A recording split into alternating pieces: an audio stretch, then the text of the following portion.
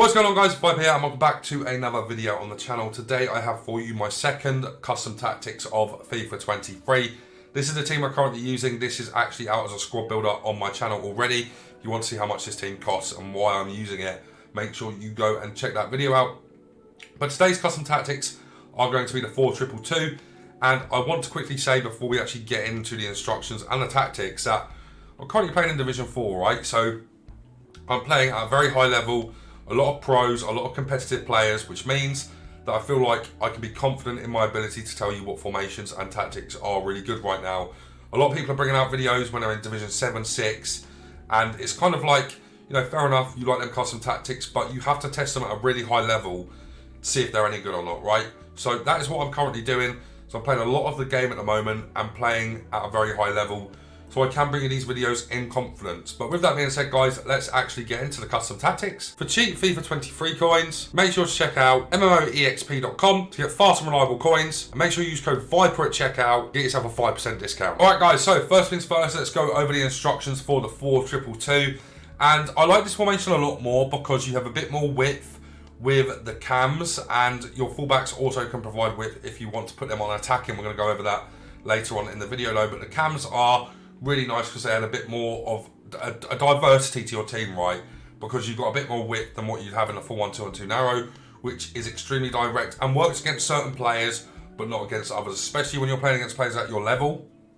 You do have to try and change your play style and your approach to the game to be able to beat them. That's what I've found from this game so far, is you need to have a few tactics up your sleeve, maybe 3 or even all of them, maybe 4. So that is why I like this formation a lot, because it adds a bit more width and a bit more diversity to your team. Anyway, let's get into the 2 strikers. Now, before we actually go over the instructions that are on them and why they're on them, I want to say that I think it's really important to have a lengthy striker, whether that be Benzema, whether that be Haaland, whether that be Lewandowski.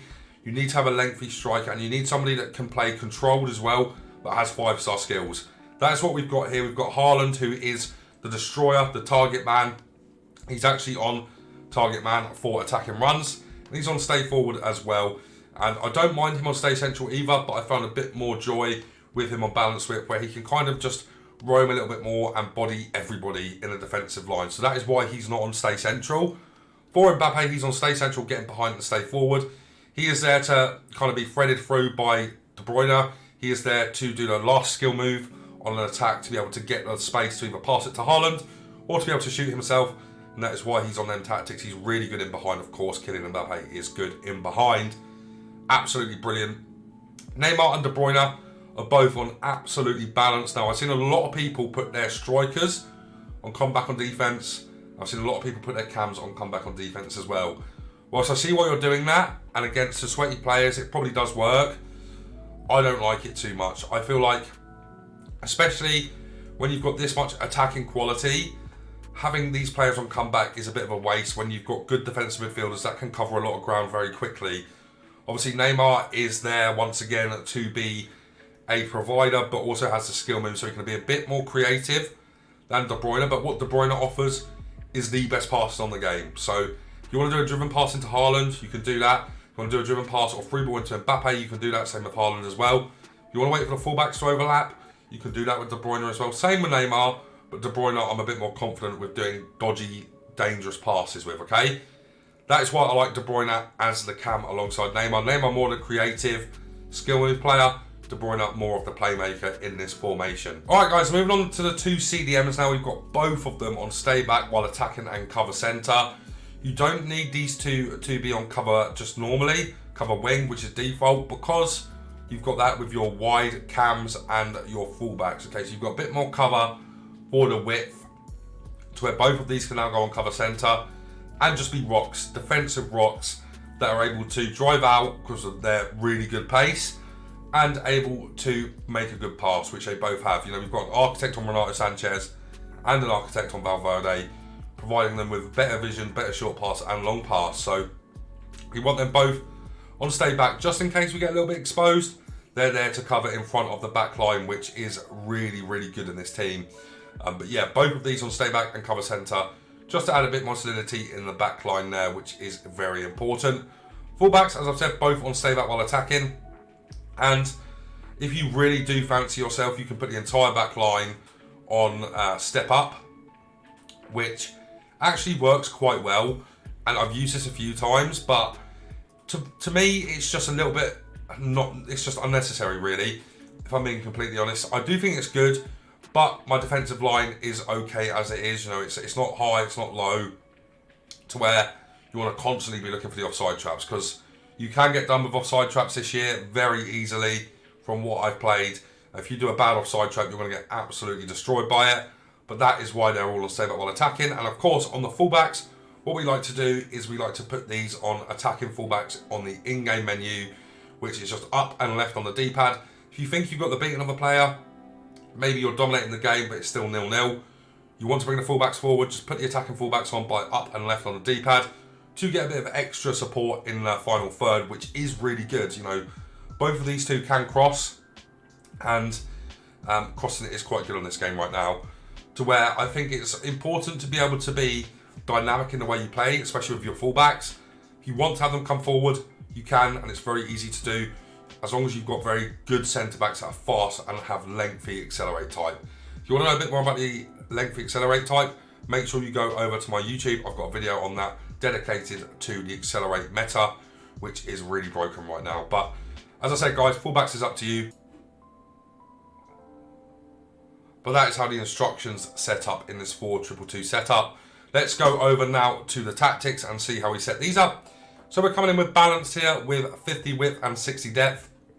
Balanced is really good this year. So are these two. Press after possession loss is quite risky. You have to be very, very careful with this one. It's essentially a Gegen press. So you have to be careful with that one. If you do get caught out here, you will struggle, and you do need lengthy players here as well if you want to use press after possession loss. Pressure on heavy touch is a bit more safe, to where you can use this as a default tactic with no problem. There are a lot of heavy touches on FIFA 23 to where you can use this to your advantage. But balance for me is kind of a mix of everything, and that is why I like that. You know, sometimes they press, sometimes they drop back, sometimes they do constant pressure when they feel like they need to. It's really, really effective balance at the moment, if I'm being completely honest. 50 width, just standard. I don't really need to explain that one too much. Don't want to be too compact to where you're going to get done down the wings. You don't want to be too narrow too wide to where you get done down the centre against a full 1-2 narrow, for example. Depth is a little bit higher on this one. Once again, because I trust my defenders this year. Lengthy on all of them, which means they're able to cover spaces very, very quickly and with their long strides, basically like what Vieira is like on every single FIFA. That is why I have the depth a little bit higher. Fast build-up and direct passing. So we're playing very counter-attack heavy on the attacking side of things, okay? Which is good. Fast build-up, even with these tactics, works a treat. You don't get caught out defensively using fast build-up. Your players are just more available when you're counter-attacking, okay? So you have lots of options. Your fullbacks will come forward, even on stay back while attacking with fast build-up on. So they're a bit further behind than if you did have attacking fullbacks on, but they still do present an extra pass if you need it with fast build-up applied. And obviously your players are making really good runs all the time with the fast build-up on, which also plays into direct passing. You can only really play this if you have really, really good passes. Now, let me quickly come out of this real quick, guys, and explain to you something about the lengthy and accelerate. You can see that we've got Architect on a lot of our players here, and an Architect on a +3 on chemistry does vision by 8, short pass by 15, and long pass by 4. So even Kyle Walker for us is a really, really good passer. So make sure you have Architect. Go over to FUTGG or FUTBin and go and put on Architect to see if they go lengthy. And if they do go lengthy, they're good for either midfield or centre back and left back, right back. So that's very important to learn as well. As I said, I've got a full video explaining Accelerate on my channel, very in-depth video, and I'd highly recommend you go check that out because it's really important that you guys learn this Accelerate stuff as it's really broken. So direct passing and fast build-up work really well with this. Architect applied, we've got De Bruyne as well. We've got Neymar, good passes already.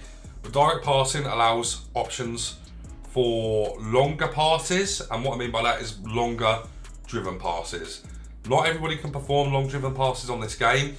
They have to be really, really high on passing stat, and all of my team is, and you can do that just via an Architect anyway. So don't worry too much. just make sure you try and make all your players lengthy on accelerate type, okay?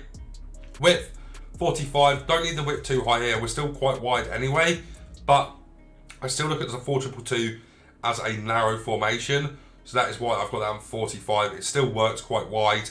Your fullbacks are the widest players on your team, but the cams also do provide good width as well if you need it at any time.